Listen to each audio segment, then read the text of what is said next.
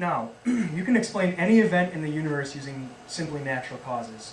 You didn't have to say that John did it. You could have just said that gravity did it or something like that. But before the Big Bang, these things weren't in existence. If there's no matter and there's no space and there's no gravity and there's nothing like that. And moreover, it requires a personal agent to make the choice to create rather than not to create. And this is extremely dense, I realize, but we realize that this something is actually someone. We can also know that this someone yields power which is beyond description because it requires a tremendous amount of energy to bring something into existence out of nothing. I was once at a Campus Crusade conference, and we've been talking a lot about nerd snipe, but this guy was just a huge geek. I mean, he comes in there, and one of the things that he told us was that in order for Jesus to create enough fish and loaves out of nothing to feed 5,000 men, required more energy than there would be in enough atomic bombs to wipe out entire civilizations. That's how much energy it requires to bring some fish and loaves out of nothing. Tremendous amount of energy. So when you consider how much energy was required to bring about the existence of the entire universe, you have to know how big the universe is.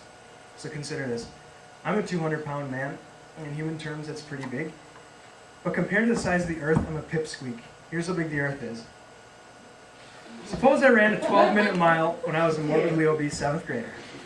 If I were to somehow run the length of the circumference of the Earth, all 24,901.55 miles, it would take 207 days, or 12 hours, 18 minutes, and 36 seconds, and 207 days. And that's without rest. Even in a Boeing 747 jet at a maximum velocity of 567 miles an hour, it would take 43 hours and 55 minutes. So that's how big the circumference of the Earth is. But the Earth's mass is even more impressive. If I wanted to eat the mass of the Earth in double quarter pounders from McDonald's, I'd have to eat something like 2.6 thousand million burgers, which is 2.6 followed by 25 zeros. You put me in a room large enough, and given that I eat one every 5 minutes, after just 250 billion years, I'll have those bad boys eaten.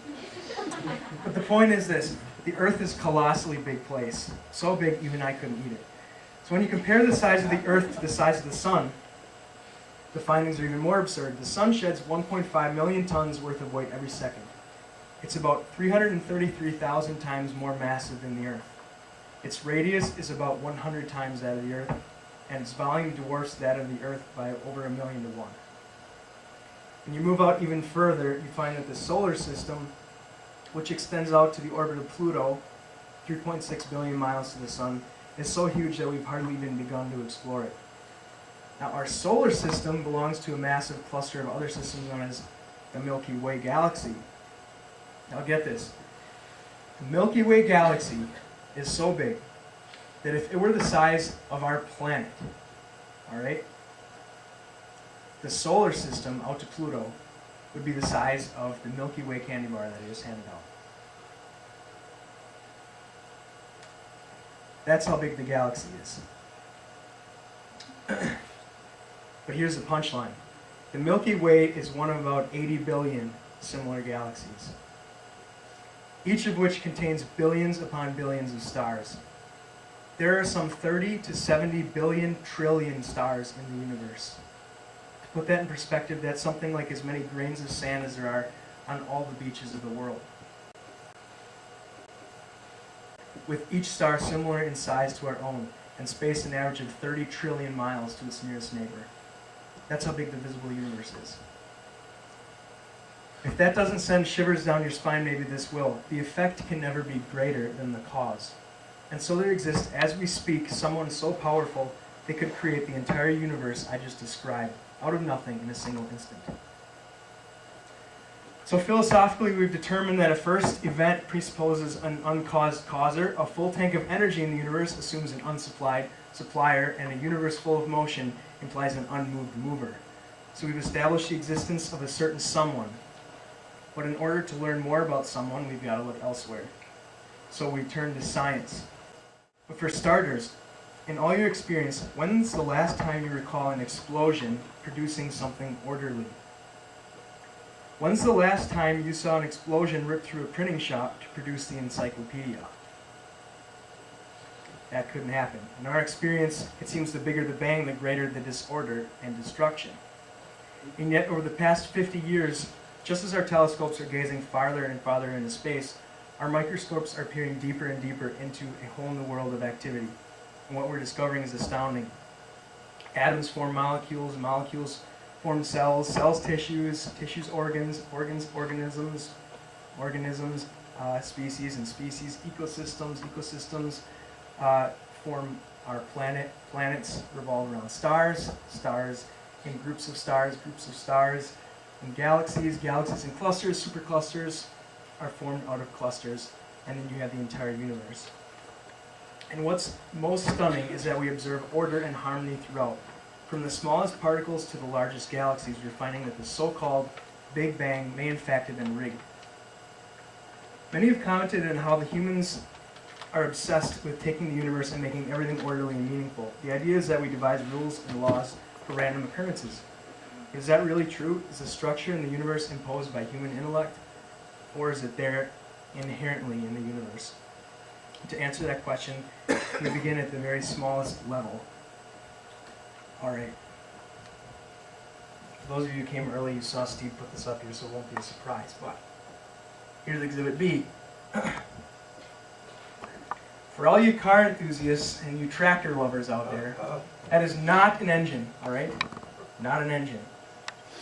This thing looks complex, but it formed out of some primordial soup 4.5 billion years ago. And over the course of time, it evolved from a single-celled little critter and gradually became what we have now through a series of natural selection, what they call it. Now, would anybody like to state the obvious about what I just said? It's impossible. Thank you.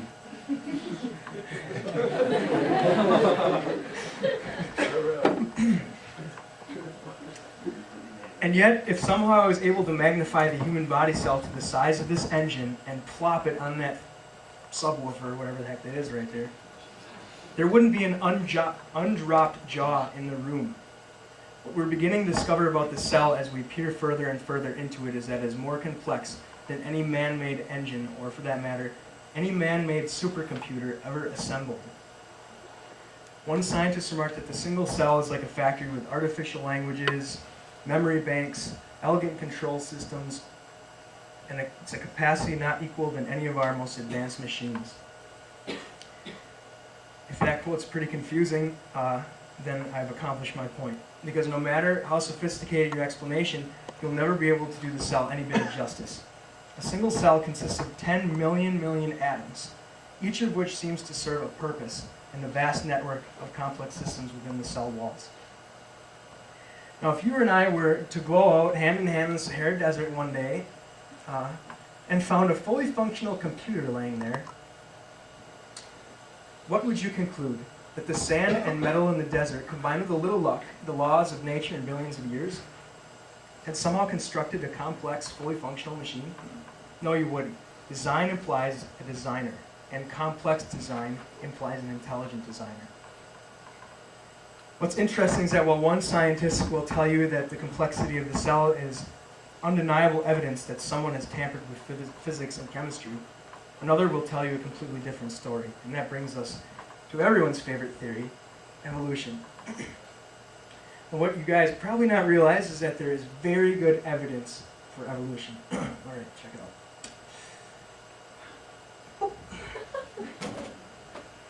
That was pretty ape-like, wasn't it? Now, if that's not bona fide proof that we evolved from apes, I don't know what is.